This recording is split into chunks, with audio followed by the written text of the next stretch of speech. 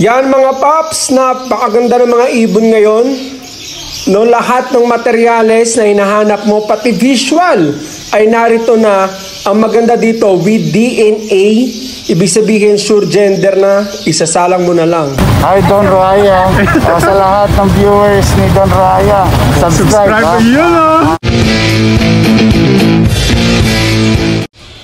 Ito ay cage number 1, Project Red Factor Pale Fallow. May kapatid yan na visual Pale Fallow, Red Factor. No, ibig sabihin Red Factor na kulay pula pa ang mata. 2 beses nangyari yun mga papsa. Ito yun, yung Pale Fallow na yan, nakikita nyo.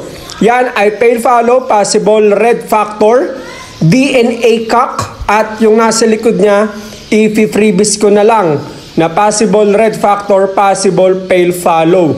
Kaya naman, kontakin nyo na ako. Nakikita nyo sa screen, 0953-136-4462. Message ka lang sa aking Facebook Messenger, Don Ruaya.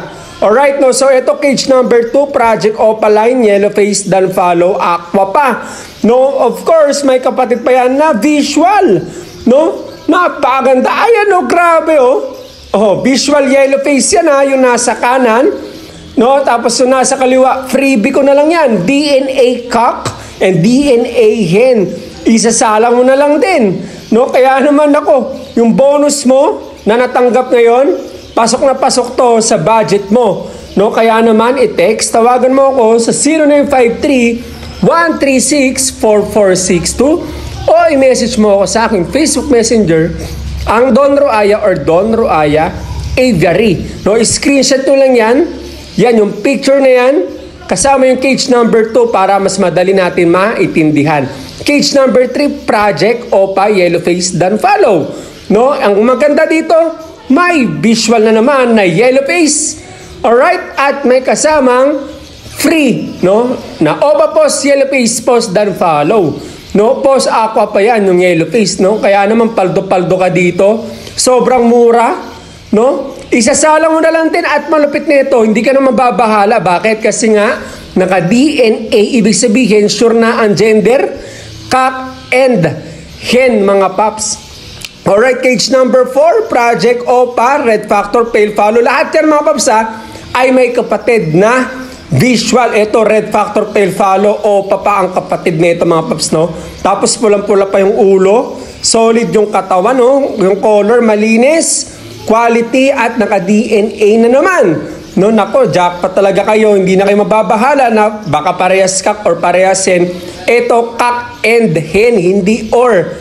No, ibig sabihin, makakapag-inakay kayo talaga mga paps, no? Antay na lang natin na mag-visual Red Factor or Pale Fallow or Red Factor Pale Fallow, mga paps, no? Ganun kagaganda ang ating mga ibon. No, cage number 5, back to back, RFE, no? Opa, no? Post Opa kasi ito mga paps with visual siblings pa mga paps. Kaya naman, ako kung makapagpalabas kayo ng Red Factor, Ino, tapos Opa pa, aba, jackpot kayo, no? No, sa palabasin natin, dahil nasa loob ng Nestbox, ayan na, lumabas na. No? Power blue, ayan o, visual power blue yan. Tapos isang green. No? Grabe. Back to back, RF Ino, ang kanilang dugo at may dugo pang Opa. No? Napakaganda niyan mga paps, oh. Oh. Diba? And ang malupit nito, naka-DNA pa. No? Cock and hen, hindi ora, kasi sure na yan, no? Cock and hen, DNA, mga paps, no? Cage number 6, same lang, Project RFE, no? Kulay lang ang pinagkaiba. Actually, parang medyo may pagkakaiba lang talaga sa pagka-green, mga paps, no? Kasi yung isa green, ito naman olive green, yung misty, no, yung kalawangin na pag inilawan ay gumaganda yung kulay, misty ang tawag doon mga paps. No, so power blue din ang kanyang ka-partner. No, Project RF Ino, no, na Opa pa mga paps. Alright, cage number 7, Project Opa Yellow Face, Pale Fallow, dilute pa mga paps ha.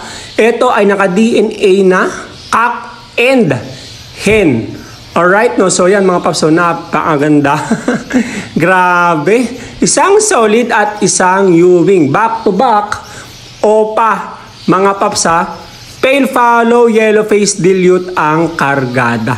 No? Kaya naman kung nagugustuhan mo to, madali lang, i-screenshot nyo lang, cage number 7 kasama yung ibon, no? Para mas madali natin makita kung ano yung ibon na nagugustuhan nyo. No? At i-text, tawagan mo ako 0953-136-4462. Message mo lang sa aking Facebook Messenger, Don Roaya Avery. Cage number 8. Yan, same lang, Opa yellow face, pale follow, dilute. No? Ito naman ay color blue, DNA hen yan. At yung green ay DNA cock. No? So cage number 8. At matured na, ready to breed na mga paps. No? Screenshot nyo lang yan yung cage number 8 yung nasa taas, kasama yung ibon. No? Kasi baka yung nagustuhan nyo sa cage number 8, yung mga previous vlogs pa. No? I hope you understand mga paps. Baka, bakit iba yung kulay? No? Kaya dapat kasama yung ibon, kasama yung cage number 8 para makita natin kung ano yung ibon na nagustuhan nyo. Alright, ganun lang kasimple mga paps. Yan, screenshot nyo yan mismo. No? So, i-text, tawagan mo lang ako mga paps. Yan, cage number 8. Oh, for example, ito, cage number 8 to. Diba? Pero iba na yung ibon.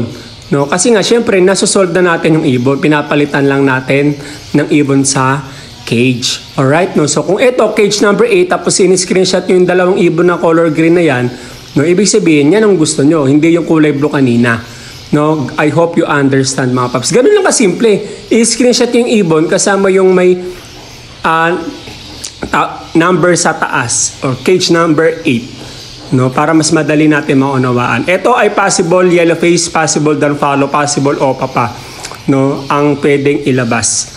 Matured, ready to breed, nakasalang na rin yan, no. So ganun lang kasimple. I-text, tawagan nyo ako sa 0953-136-4462. Message ka lang sa aking Facebook Messenger, Don Roaya or Don Roaya Avery. No, kung ikaw ay nagluluto, busy, at gusto mo lang mapakinggan itong vlog natin, naririnig nyo ko mga paps. Alright? No, so ito naman, cage number 9, Project Yellow Face, don't follow, opa. No, so ito ay may nesting materials na. No, ayoko tingnan yung dulo kasi baka may itlog na mabulabog. No, may mga ganyang ibon na sobrang selan. Pero I think hindi naman ito maselan, no, kasi lumabas sila. Yung iba stricto talaga eh.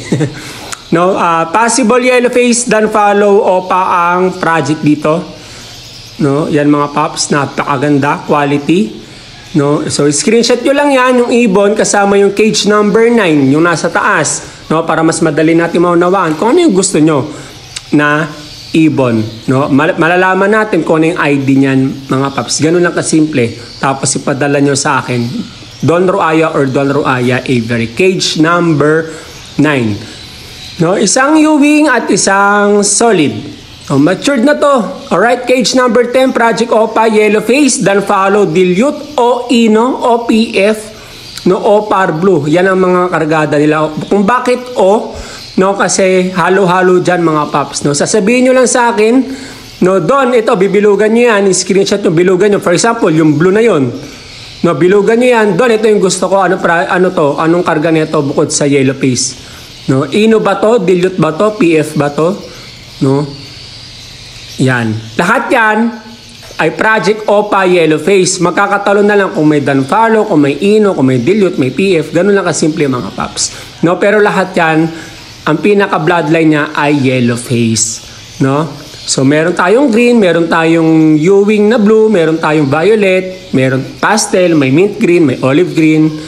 Lahat yan ay may kargadang yellow face. No? So, ayan, i-screenshot nyo, tapos kasama nung cage number 10. Tapos bilugan nyo. No? Para madali ko malaman, ito yung gusto niya. No? Tapos, magkakatawaran na lang tayo. Naka-DNA na yan mga paps ha. No? Ibig sabihin, cock and hen, isasalang nyo na lang.